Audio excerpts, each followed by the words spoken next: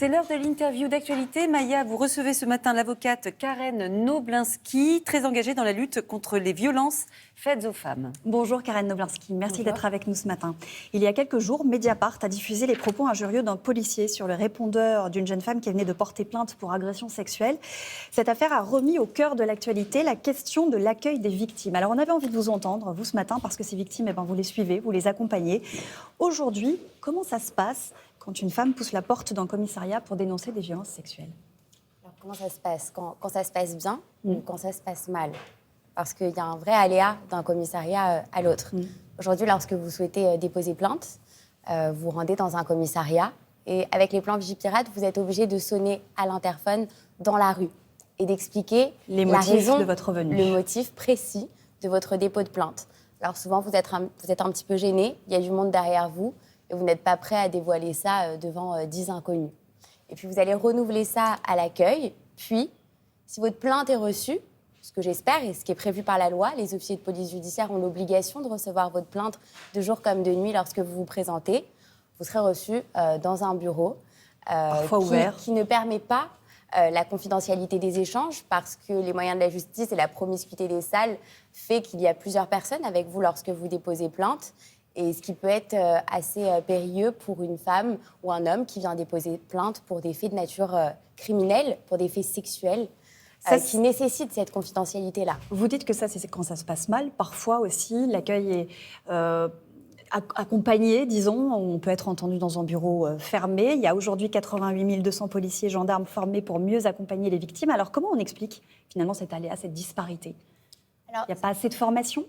Alors, déjà, il y a un réel problème en termes de formation. La formation, elle a été accentuée en 2019 par la formation initiale et vous avez une formation continue. Mais dans ces mois de formation initiale et de formation continue, vous avez finalement un nombre d'heures très restreint qui est consacré aux violences sexistes et sexuelles. Je crois que c'est 10 heures chez les gendarmes, 12 heures chez les policiers. Exactement. Et donc, vous imaginez bien que ce nombre d'heures, il est trop restreint et qu'une victime, elle peut tomber parfois sur un commissariat qui a développé, en fait, cette spécialité, ses compétences en matière de violences sexistes et sexuelles, et un autre commissariat qui le saura un peu moins. Donc, il y a un véritable aléa d'un commissariat à l'autre. Les plaintes pour violences sexuelles ont augmenté de 33% en 2021. Ce sont des chiffres encore provisoires. Est-ce qu'il y a plus de violences ou est-ce qu'on écoute mieux les victimes? Alors, vous savez, principalement, il y a eu une libération de la parole. Ce chiffre, c'est 33%. Ça montre que les victimes, aujourd'hui, souhaitent s'exprimer sur des faits parfois anciens.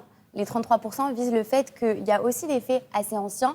Vous savez, les récentes lois ont aussi prolongé le délai de prescription de 20 à 30 ans. Pour les mineurs qui ont été victimes de violences sexuelles et sexistes, qui permet un long temps dans le dépôt de plainte. Alors peut-être que tout ce mouvement de libération de la parole, il a fait naître une prise de conscience. Et bien sûr, à côté de ça, il y a eu aussi une augmentation des violences, en tout cas qui ne diminue pas en la matière. Les victimes peuvent être assistées d'un avocat dès le début du dépôt de plainte. Le problème, c'est qu'elles ne le savent pas toujours. Les policiers et les gendarmes non plus. C'est l'un de vos combats. Pourquoi c'est crucial d'être accompagné d'un avocat à ce moment-là, au moment du dépôt de plainte? Alors vous savez, d'abord, c'est très récent. Ça date d'il y a quelques mois que les victimes puissent être assistées. Alors, le terme, c'est bien accompagner et pas assister. Alors, pourquoi on Parce que ce sont insiste elles qui parlent. sur C'est ça que ce vous voulez combat, dire. voilà. Lorsque vous accompagnez quelqu'un, vous n'avez pas toujours le droit à la parole. Si vous l'accompagnez, vous pouvez juste être là, à ses côtés. Ce que nous souhaitons aujourd'hui, c'est qu'il y ait un véritable droit à l'assistance. Parce que lorsque vous assistez, vous pouvez poser des questions, faire des observations. La victime, lorsqu'elle dépose plainte, elle est dans un véritable choc traumatique. Alors quand vous êtes dans un état de choc traumatique, vous oubliez certains détails, vous avez besoin de mettre en lumière certains moments de description qui devront être étayés par la suite. Et à mon sens, le soutien psychologique et juridique que représente un avocat dans ce moment-là, il est nécessaire. Et il est nécessaire aussi pour combattre l'aléa qui existe dans les commissariats. Parce que nous savons quels sont les droits qui doivent être notifiés aux victimes et les droits qui doivent être respectés. Il y a l'étape du dépôt de plainte et l'après. Est-ce que les plaintes sont toujours suivies d'enquête? Alors vous savez, c'est une grande question. Nous, on parle beaucoup des conditions de prise en charge des victimes, mais finalement, les défaillances, elles apparaissent au stade du dépôt de plainte, mais aussi dans le suivi de la plainte. Et il y a de nombreuses affaires aujourd'hui cette année qui l'ont montré, malheureusement l'affaire Mérignac, où le garde des Sceaux avait souligné qu'il y a un véritable dysfonctionnement dans ce dossier, dans la coordination qu'il y a eu entre les effectifs de police et la justice. Et donc, il faut absolument qu'il y ait un suivi des plaintes qui soient constants et qui soient approfondis de façon rigoureuse. Les officiers de police judiciaire, ils doivent faire preuve d'exemplarité, tant au stade du dépôt de plainte que dans le suivi des plaintes, parce que c'est eux qui font le lien avec l'institution judiciaire. Je vous donne un exemple. Cette semaine à Nice, une jeune femme, Johanna, a été victime d'une tentative de meurtre par son mari. Elle avait signalé une agression sexuelle sans poser de plainte. 48 heures avant, l'homme a été interrogé avant d'être relâché. On ne va pas commenter cette affaire en particulier, mais c'est vrai que dans beaucoup de dossiers d'agression ou de féminicide, plusieurs plaintes ont été déposées avant. Est-ce que ça veut dire qu'il peut y avoir un problème dans l'évaluation du danger dans lequel se trouvent certaines femmes? C'est tout le problème parce qu'effectivement, vous parlez de cette affaire de Nice et il y en a des dizaines similaires. Vous savez, le ministère de l'Intérieur a rappelé qu'il fallait justement privilégier les dépôts de plainte au signalement aux mains courantes. Parce que c'est ce dépôt de plainte qui va éventuellement ouvrir une action en justice et les mains courantes ne le font pas à chaque fois. Alors, évidemment, il y a souvent des défaillances. Parfois, ça se passe bien. Et c'est ça aussi qu'il faut rappeler aux victimes. Parce que, vous savez, les victimes, maintenant, avec toutes ces histoires, elles sont en perte de confiance.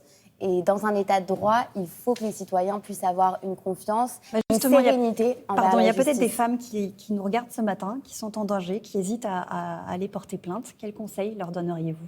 Ces femmes, je pense qu'il faut qu'elles parlent à leurs proches, qu'elles parlent à des associations, qu'elles n'aient pas peur de s'exprimer, qu'elles ne se sentent pas culpabilisées parce que les violences, elles sont économiques, psychologiques, physiques, elles peuvent être de plusieurs natures. Et il ne faut pas que les femmes soient dissuadées d'aller déposer plainte aujourd'hui en France en 2022. Il faut justement les encourager et les assister du mieux que nous puissions pour pouvoir libérer cette parole et l'accompagner. Et il y a aussi, pour conclure, ces numéros d'aide, le 3919, si vous êtes en danger, si vous avez été témoin de violences, et ainsi que la plateforme arrêtonslesviolences.gouv.fr. Merci Karen Noblinski d'avoir été avec nous ce matin. Merci.